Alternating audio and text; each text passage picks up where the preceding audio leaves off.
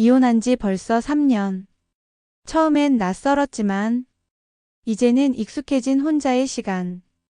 혼자 먹는 아침, 혼자 듣는 음악, 혼자 보는 드라마까지.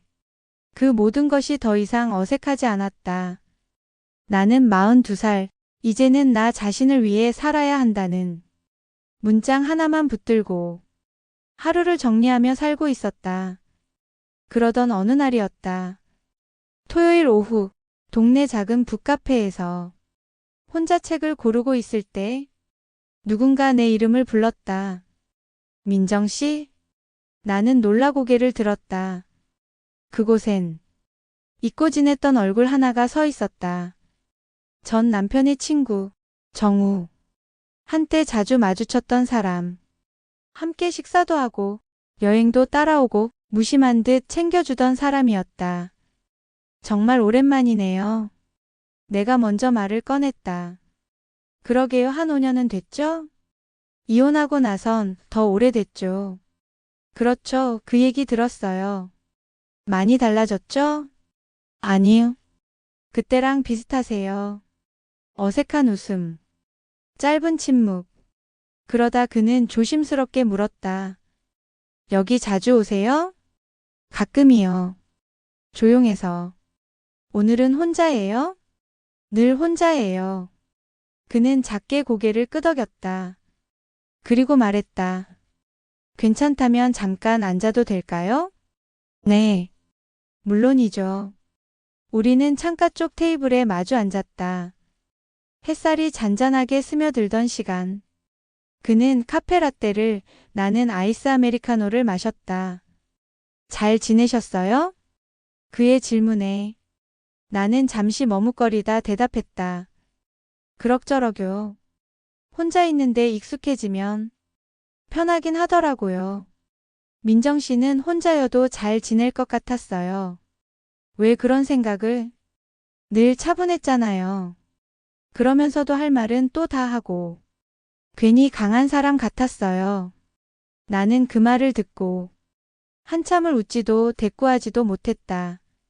정우는 그때나 지금이나 표현이 조심스러웠다. 하지만 그 조심스러움 안엔 따뜻한 마음이 묻어 있었다. 결혼 생활은 어땠어요? 그가 물었다. 나는 잠시 생각하다 말했다. 처음엔 좋았고, 그 다음은 애썼고, 마지막엔 그냥 놓았죠. 정우는 말없이 고개를 끄덕였다. 그 눈빛엔 동정도 판단도 없었다. 그저 조용한 이해가 있었다. 카페 밖으로 비가 내리기 시작했다. 우산을 가져오지 않은 나는 창밖을 멍하니 바라보다가 그에게 말했다. 비가 오네요. 생각보다 많이. 그는 가방 안에서 접이식 우산을 꺼냈다. 이거 같이 쓰죠. 집까지 멀어요? 걸어서 10분 정도요. 그럼 제가 같이 걸어다 드릴게요. 나는 거절하지 않았다. 그저 고개를 끄덕였고 우린 조용히 카페를 나섰다. 우산 아래. 우리는 딱 반걸음 정도 떨어져 있었다. 물론 그 거리는 마음으로 따지면 훨씬 더 멀었지만 그날은 왠지 조금 덜 멀게 느껴졌다. 비는 조용히 그러나 묵직하게 내리고 있었다. 정우와 나는 한 손에 우산을 들고 다른 손은 조심스럽게 각자의 주머니에 넣은 채 골목길을 나란히 걸었다. 그의 우산은 생각보다 넓었다. 하지만 우리는 반 걸음의 거리를 유지했다. 작은 바람에도 우산이 흔들릴까? 서로 조심하며 걷는 그 보폭이 이상하게도 편했다. 요즘은 뭐 하면서 지내세요? 그가 물었다. 문화센터에서 글쓰기 강의해요. 가끔 독서 모임도 나가고요. 어울려요. 혼자 있으니까 뭐라도 해야죠. 내 말에 그는 고개를 끄덕이며 웃었다. 예전엔 민정 씨가 늘 바빴잖아요. 그때도 참 부지런했죠. 이제는 바쁘다기보단 고요하게 바쁜 느낌이에요. 우리는 조용히 웃었다. 비 내리는 소리 사이로 발걸음이 천천히 나아갔다. 다 왔어요.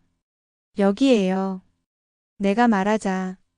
그는 천천히 걸음을 멈췄다. 오래된 건물이네요. 네. 이혼하고 나서 혼자 들어왔어요. 혼자 살기엔 괜찮아 보여요. 가끔 외롭긴 해요. 그래도 괜찮아요. 익숙해지니까. 정우는 말없이 내 얼굴을 바라봤다. 그 시선은 조심스러웠지만 어딘가 머물고 싶다는 느낌이 있었다. 나는 문 앞에 서서 작게 고개를 숙였다. 오늘 고마웠어요. 괜히 커피까지 우산까지. 괜찮아요. 오랜만에 그냥 반가웠어요. 그가 돌아서려는 순간 나는 불쑥 말했다. 혹시 시간 되면 가끔 커피 한잔 할래요? 그는 놀란 듯 고개를 돌렸다. 진짜요? 네. 오랜만에 누군가랑 천천히 말하고 싶었어요. 정우는 웃었다. 그리고 짧게 대답했다. 좋아요. 언제든 불러요. 그날 이후 정우와 나는 가끔씩 카페에서 마주 앉았다. 한 달에 두세 번. 정해진 날짜도 없고 정해진 대화도 없었다. 그는 늘 라떼를 마셨고 나는 아이스 아메리카노를 시켰다. 그 작은 차이조차 조금은 다정하게 느껴졌다. 어느 날 우리가 처음 만났던 북카페에 다시 앉아 책을 펼쳐놓은 채로 각자의 음료를 마시고 있었을 때 정우가 물었다. 민정 씨는 그 사람과 이혼한 거 후회 안 해요? 나는 책을 덮고 천천히 그를 바라봤다. 처음엔 후회했어요. 뭘 더 참았어야 했나? 내가 너무 쉽게 놓은 건가? 그런 생각들. 지금은요? 지금은 잘했다고 생각해요. 사랑하지 않는데 같이 사는 건 서로에게 예의가 아니더라고요. 정우는 말없이 고개를 끄덕였다. 나는 그 순간 문득 그에게도 물어보고 싶어졌다. 정우 씨는 누군가와 오래 함께한 적 있어요? 그는 고개를 들고 웃었다. 2번 있었어요. 길지는 않았지만 진심이었죠. 그게 전부예요. 그 대답이 좋았다. 꾸밈없이 솔직해서. 우리는 그날도 조용히 카페를 나섰다. 말은 적었지만 함께 걷는 거리만큼은 점점 가까워지고 있었다. 저녁 같이 드실래요? 그날 정우에게 문자를 보낸 건 나였다. 답장은 짧았다. 좋아요. 몇 시쯤 갈까요? 별거 아닌 말이었는데 그 문장을 여러 번 읽었다. 갈까요? 라는 말 안에 조심스러움과 기대, 그리고 아주 작게 눌러 담긴 설렘이 있었다. 오랜만에 장을 봤다. 별다른 메뉴도 아니었지만 닭볶음탕, 나물무침, 달걀장 조림, 소박한 한 끼라도 정성껏 차리고 싶었다. 거실을 정리하고 식탁 위에 초를 하나 켰다. 대단한 조명도 아니었지만 작은 촛불이 공간을 조금 더 따뜻하게 보이게 했다. 7시를 조금 넘겨 초인종이 울렸다. 오랜만에 좋은 냄새네요. 정우는 문을 열자마자 말했다. 나는 웃으며 답했다. 배고프죠? 얼른 들어와요. 밥 다 됐어요. 그는 슬리퍼를 갈아 신고 조심스레 주방 쪽으로 걸어왔다. 나는 그가 앉기 전 밥그릇을 놓고 수저를 정리했다. 많이 하진 못했어요. 그냥 있는 재료로 충분해요. 이런 밥상 정말 오랜만이에요. 우리는 식탁에 마주 앉았다. 처음 몇 숟갈은 말없이 먹었다. 익숙하지 않은 공간, 살짝 긴장된 공기. 하지만 곧 국물의 온도처럼 조금씩 분위기가 풀어졌다. 맛있어요. 진짜 오랜만에 집밥 먹는 기분이에요. 정우가 말했다. 요리 잘하는 건 아닌데 그래도 혼자 먹는 것보단 낫잖아요. 혼자 드세요. 평소엔 거의 대충 때워요. 밥보단 커피가 많고요. 정우는 작게 웃었다. 그 웃음이 촛불에 비쳐 조금 더 부드럽게 느껴졌다.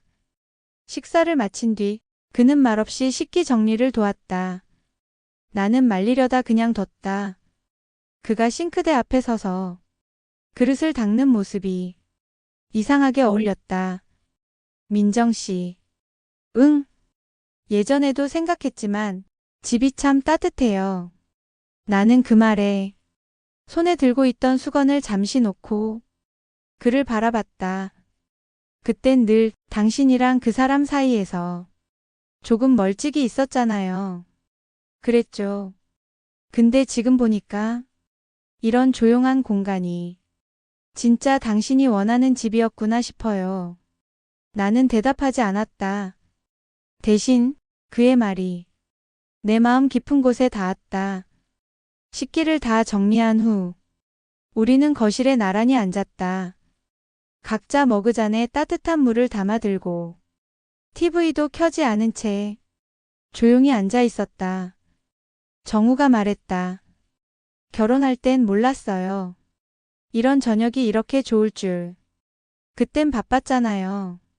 다들 뭔가 되게 대단한 걸 해야 한다고 믿었고, 그래서 많은 걸 놓쳤나 봐요. 그의 목소리는 낮고 진지했다. 나는 가볍게 고개를 끄덕였다. 지금이라도 알았으면 된 거죠. 민정 씨 덕분이에요. 이런 시간을 다시 갖게 된 거. 그 말에 나는 잠시 숨을 멈췄다. 그리고 조용히 말했다. 이런 시간. 나도 생각보다 그리웠던 것 같아요. 우린 그 말 이후 서로를 바라봤다. 길지 않은 시선. 하지만 그 안에는 조금씩 자라나는 감정이 담겨 있었다. 그날 밤 정우는 돌아가기 전 작게 말했다. 조만간 저도 한 끼 대접할게요. 예전처럼 이젠 멀찍이 말고 가까이서요. 나는 대답하지 않았다. 대신 작게 웃었다. 일주일쯤 지났을 무렵 정우에게 문자가 왔다. 시간 되면 밥 한번 드실래요? 저도 한 끼 해드리고 싶어요. 짧은 문장이었지만 나는 그걸 몇 번이고 다시 읽었다. 그날 밤 내가 먼저 보낸 문자와 비슷한 톤이었다. 조심스럽고 따뜻한 말. 좋아요. 메뉴는 정우 씨 마음대로요. 그는 곧바로 답장을 보냈다. 그럼 토요일 저녁 6시 어때요? 제 집으로 오세요. 잠시 망설였지만 제 집으로라는 말에서 어색함보다는 신중한 신뢰가 느껴졌다. 토요일 오후 5시 50분. 나는 작은 손가방 하나만 들고 정우의 집 앞에 섰다. 2층 원룸. 한 번도 들어가 본 적은 없지만 바로 위에 살고 있다는 사실만으로 어쩐지 가까운 듯 느껴졌던 공간. 어서 오세요.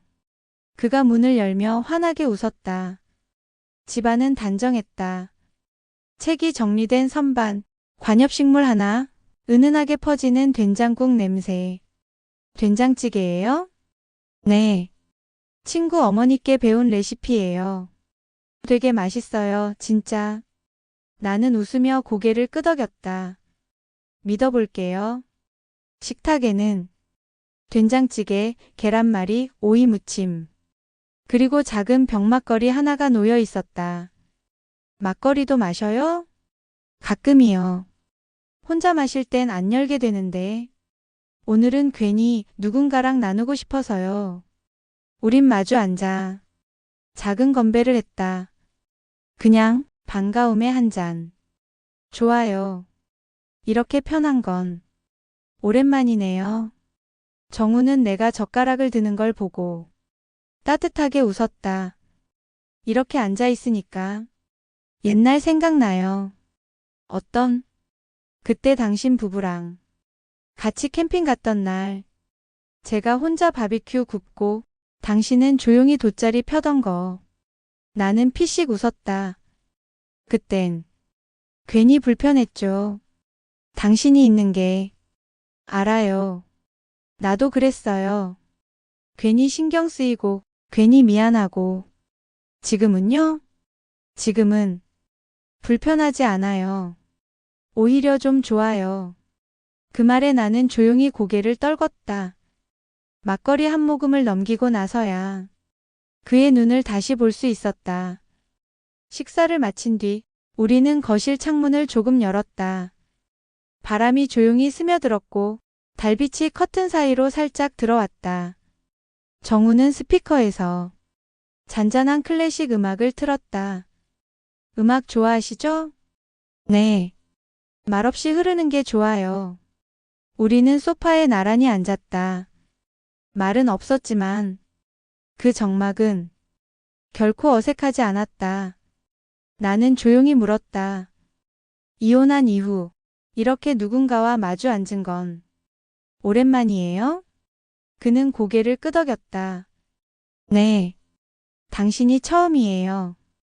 그 대답이 왜 그리 조심스럽고 따뜻하게 들렸는지 나는 잠시 눈을 감았다. 그는 이어 말했다. 지금 이 순간이 괜히 좋은 이유가 있어요. 우린 서로를 잘 알지 않잖아요. 근데도 알 것 같은 느낌. 나는 그의 쪽으로 고개를 돌렸다. 그리고 아주 작게 말했다. 저도 그래요. 우리는 그 순간 처음으로 조금 더 가까운 거리에서 서로를 바라봤다. 닿지는 않았지만 확실히 느껴졌다. 조심스럽게 시작되는 감정이 거실엔 여전히 잔잔한 음악이 흘렀고 우린 그 흐름 위에 조용히 떠 있었다. 말이 없는데 그 침묵이 이상하게 편했다. 누군가와 오랜 시간 함께 있으면서 굳이 말을 이어가지 않아도 괜찮다고 느끼는 건 아마 그 사람과의 호흡이 자연스럽기 때문일 것이다. 정우가 잠시 자리에서 일어나 주방 쪽으로 향했다. 차 드실래요? 네. 따뜻한 거면 뭐든 좋아요. 그럼 유자차 드릴게요. 단 거 좋아하시죠? 나는 고개를 끄덕이며 웃었다. 언제 알았어요? 예전에도 당신이 케이크 위에 유자청 올려 먹는 거 봤거든요. 그 작은 기억에 나는 웃음을 삼켰다. 그가 건넨 머그잔은 따뜻했다. 내 손끝을 타고 잔잔하게 온기가 번졌다. 그 사람의 체온이 차를 통해 내게 스며드는 것 같았다. 정우 씨. 응. 결혼 왜 안 하셨어요? 그는 한동안 대답이 없었다. 그 조용한 망설임이 진심 같아서 나는 질문을 거두지 않았다. 그가 천천히 입을 열었다. 2번 연애했어요. 한 번은 내가 너무 조심스러웠고, 한 번은 내가 너무 급했죠. 그래서 둘 다 그 사람을 잃고 나서야 내가 중심을 잃고 있었단 걸 알았어요. 그 이후로는 괜히 마음을 들키는 게 겁났어요.